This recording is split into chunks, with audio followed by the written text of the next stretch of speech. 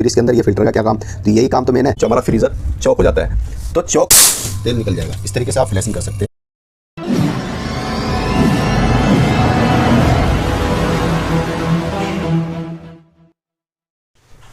Hello मेरे प्यारे दोस्तों, आप कैसे हो? उम्मीद करता हूँ आप सभी अच्छे होंगे। तो आज हम क्या सीखने वाले हैं, जो फ्रीज़र के अंदर में चॉकिंग की जो प्रॉब्लम आती है वो क्यों आती है और किस कारण से आती है वो मैं बताता हूँ। क्योंकि कारण क्या है, वो हमारी गलती है। तो गाइस वीडियो को पूरी ज़रूर देखना, इससे क्या आपको प्रॉपर सीख मिलेगा। अगर अधूरा देखते हो तो कुछ बातें समझ में आएगी, कुछ बातें समझ में नहीं आएगी। तो गाइस अब स्टार्ट करता हूँ मैं। जैसे कि ये हमारा सिंगल डोर का फ्रिज है LG का, जैसे आप देख सकते हैं ये LG का फ्रिज है। अब इस फ्रिज के अंदर में चॉकिंग की प्रॉब्लम आती है। तो चॉकिंग की प्रॉब्लम जो आती है वो किस कारण से आती है, जो हमारा फ्रीज़र चॉक हो जाता है। तो चॉक होने का कारण क्या है, जैसे कि आप गैस डालते हो तो गैस डालते हो, फ्लैशिंग करते हो आप, तो फ्लैशिंग जो करते हो, जो केमिकल वगैरह उसके अंदर डालते हो या कुछ इस तरीके से कंप्रेसर के थ्रू से प्रेसिंग करते हो, तो वो जो फ्लैशिंग करते हो ना, तो आप उसी में आप सबसे बड़ी गलती करते हो। गलती क्या करते हो वो मैं आपको तरीका बताऊंगा, और वो तरीका आप मैं खुद 5-6 साल से इस्तेमाल कर रहा हूँ। अब क्या होता है, जैसे ये फ्रीज़र है, अब फ्रीज़र के अंदर में कई बार होता है कि आधे फ्रीज में बर्फ़ जमता है और आधे फ्रीज में बर्फ़ नहीं जमता है।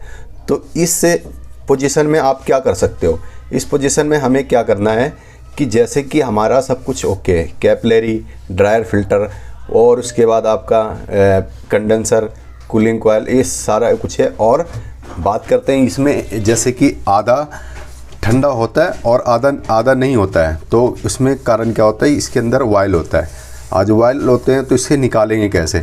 निकालने का 2 तरीका। पहले फर्स्ट तरीका ये है कि आप उसके अंदर एक लाइन गैस, जब फ्रिज में गैस डाला करो ना, तो फ्रिज के अंदर गैस डालने से पहले लाइन गैस फालतू डाल दो। उससे क्या होगा, जो कैपिलरी के द्वारा से हीटिंग जो लिक्विड बनेगा ना, वो हीटिंग लिक्विड इसके अंदर राउंडिंग करेगा। जो इसकी जो पाइपें हैं ना, इसके अंदर से राउंडिंग करते रहेंगे। तो इससे क्या है, आपको बस एक दिन ही करना है। एक दिन के बाद कल होकर के आपको दो लाइन गैस जो एक्स्ट्रा डाली है उसको आपको निकालना पड़ेगा, नहीं तो कंप्रेसर भी ख़राब हो सकते हैं या फिर कूलिंग प्रॉपर नहीं करेगा। तो आप कल सुबह आके जैसे देखोगे ना यहाँ पर, तो आपका ये आधा जो गर्म बर्फ़ आ रही थी, आधा नहीं आ रही थी, तो वो प्रॉब्लम सॉल्व हो जाएगा। अब जैसे कि इसके अंदर बहुत ही ज़्यादा चॉक है, वायल नहीं निकल रहे, तो आप इस पोजीशन में क्या कर सकते हैं। तो सबसे राइट तरीका बताऊँगा गाइस। तो गाइस मैं बार बार ये कहता हूँ, आप पूरी वीडियो देखोगे तभी आपको समझ में आएगी, वरना कुछ भी नहीं समझ में आएगा। तो गाइस अब फ्रिज के बैक साइड में हम चलते हैं।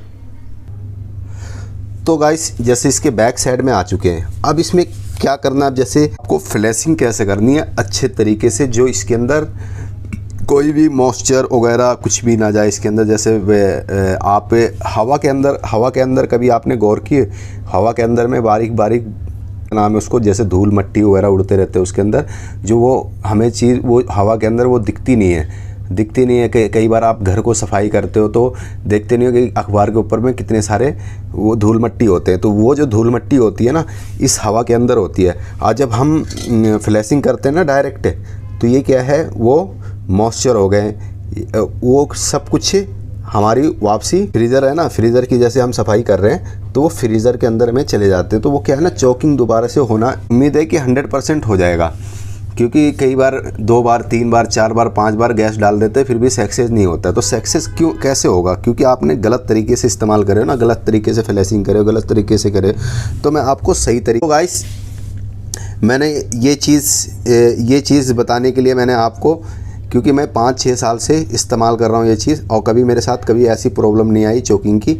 तो इस वजह से मैं सोचा कि मैं YouTube पे भी बता दूं कि सभी भाइयों लोग को पता चल जाए। क्योंकि मैंने पूरी वीडियो देखी है YouTube पे, कोई ऐसी तरीका नहीं दिखा मेरे को, तो इस वजह से मैं आपको बताना चाहता हूँ गाइस। तो गाइस हमें क्या करना है, सबसे पहले ये फ़िल्टर जान लेते हैं। ये फ़िल्टर होता है क्या, RO का फ़िल्टर होता है।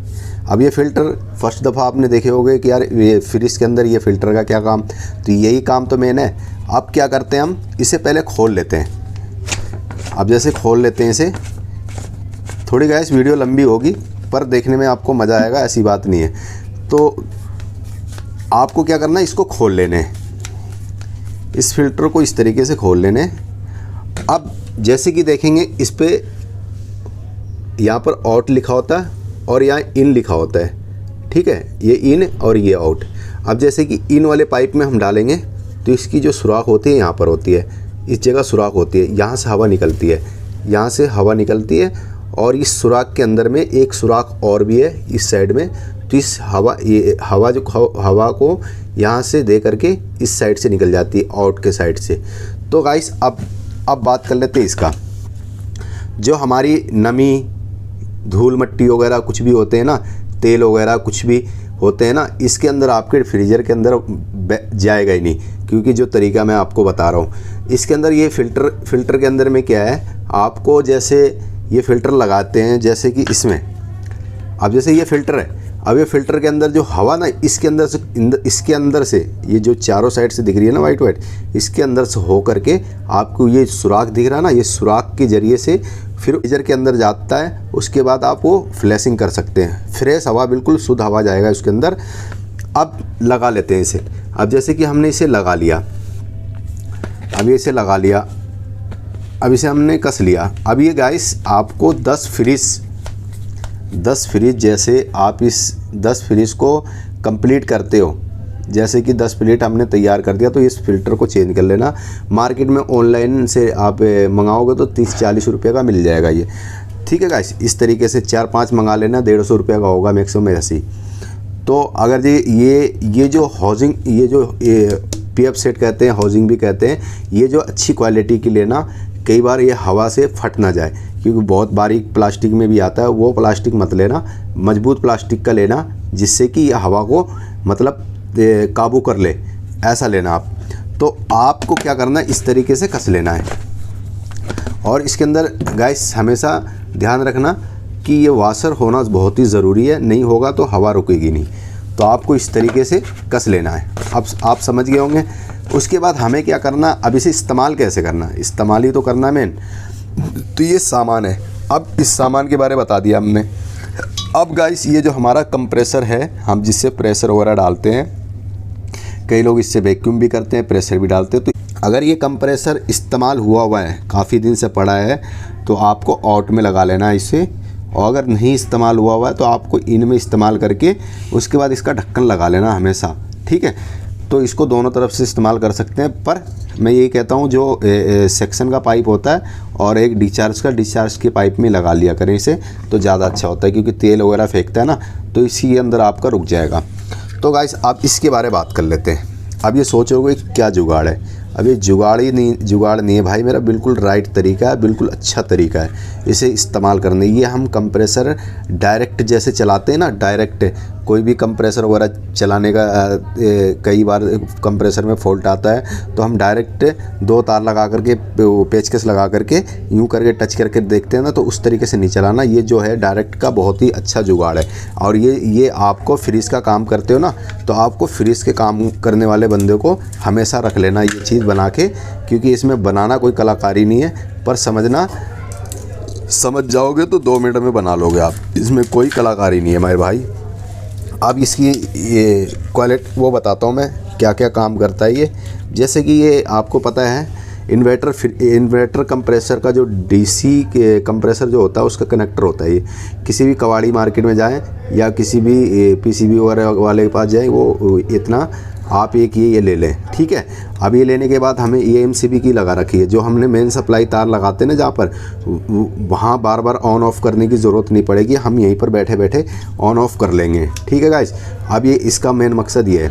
अब बात करते हैं ये पुश, इसे एक बार दबाना आपको और आपका कंप्रेसर चालू हो जाएगा। एक बार दबा देना बस, कंप्रेसर ऑन हो जाएगा। अब बात करते हैं इसकी, ये तो इससे 2 काम होगा हमारा। क्या क्या काम होगा, अब कहीं आप जैसे कि आप फ्रिज ठीक कर रहे हो, बाई चांस आप कहीं फ्रिज ठीक कर रहे हो, वहाँ पर अंधेरा है। अब अंधेरा है तो अंजाला चाहिए, तो अंजाला तो कोई कस्टमर के पास तो बल्ब एक्स्ट्रा पड़ा नहीं होता है, तो आप अपने पास से एक बल्ब लें, इस तरीके से बल्ब लें और इस तरीके से फ्रिज में लटका लें। ये उसका स्विच है, बल्ब को बंद करने के लिए और चालू करने के लिए। तो गाइस एलईडी बल्ब इस्तेमाल करें ताकि कुछ गिरे वगैरह तो टूटे ना।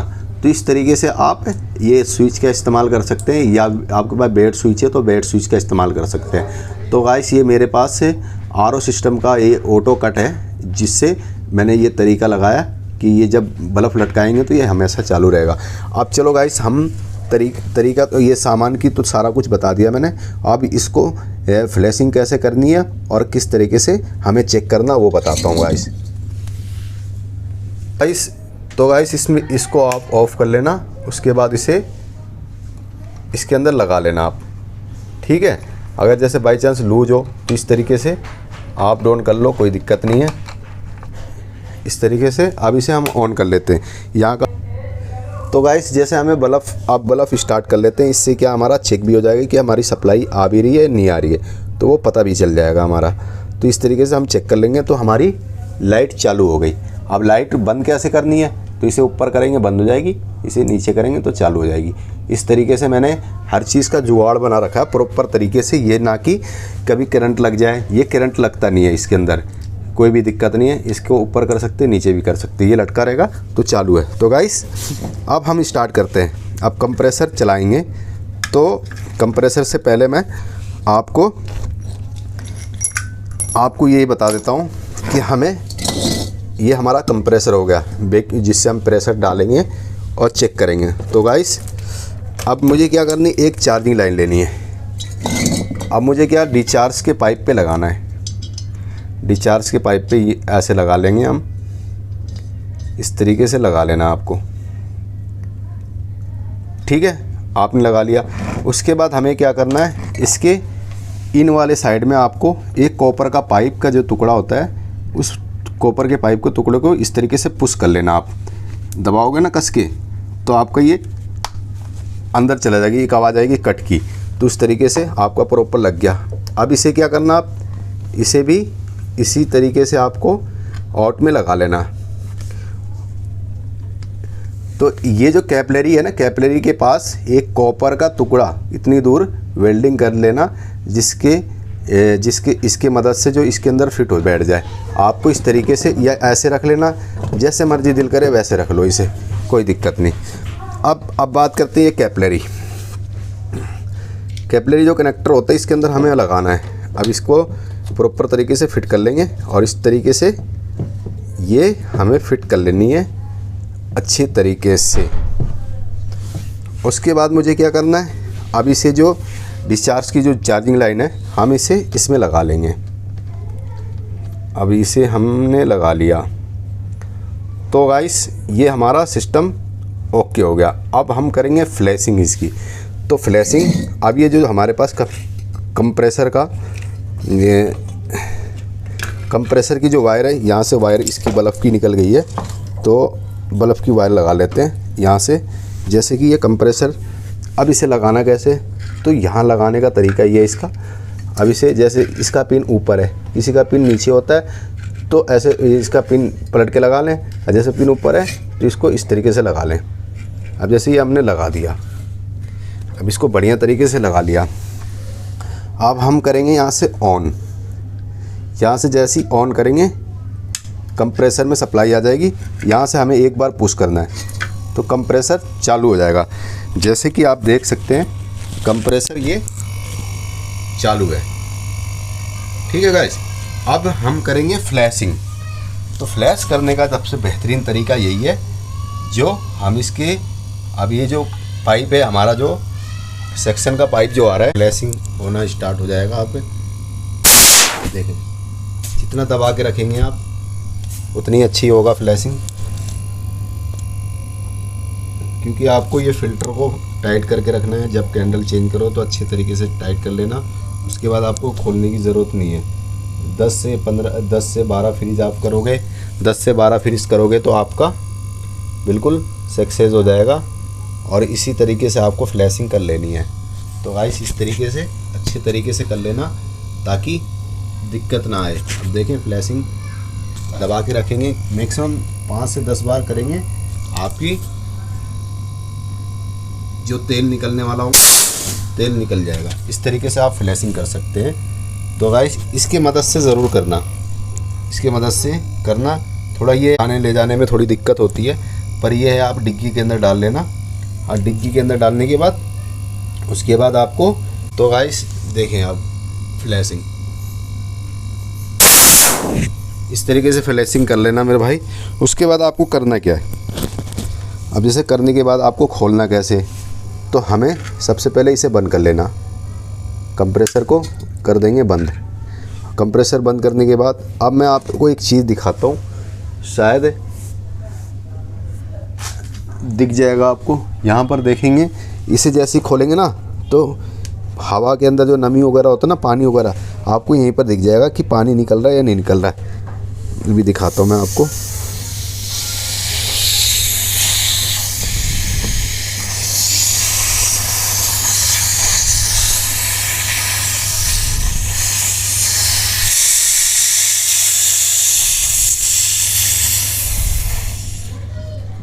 जैसे कि इसमें थे तो कुछ भी नहीं आया। तो गाइस कई बार ऐसा होता है ना कि इसमें जो ना नमी वगैरह, जो पानी वगैरह यहाँ से खोलते हैं ना, तो मॉइस्चर आता है यहाँ पर। तो गाइस इसमें अभी निकला नहीं है वैसे, क्योंकि 2-4 बार, अभी तो 1-2 बार या मैंने प्रेशर फ्लैश करी थी। अब 10-15 बार फ्लैशिंग करते हैं ना, तब आता है वो चीज़। तो गाइस हमें इस तरीके से निकाल के वापसी से हम अब इसे निकालना कैसे, अब आपको इस तरीके से, ये छोटा सा पुश है, ये छोटे वाले लॉक को पुश करना और इस तरीके से आराम से निकल जाएगा। इस तरीके से आप निकालोगे,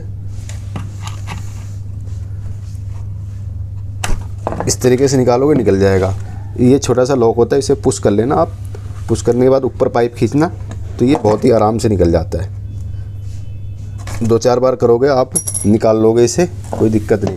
इस तरीके से आपको लगा के आपको फ्लैशिंग करनी है। आपकी फ्रिज में कभी भी चोकिंग की प्रॉब्लम नहीं आती है गाइस। तो वीडियो अगर गाइस मेरी वीडियो अगर अच्छी लगे तो प्लीज़ सब्सक्राइब भी कर लेना, ऑल का भी बटन दबा लें, जिससे कि कोई भी वीडियो बनाऊं तो आप तक मेरी वीडियो पहुंच जाए। तो सभी भाइयों को नमस्कार, आदाब।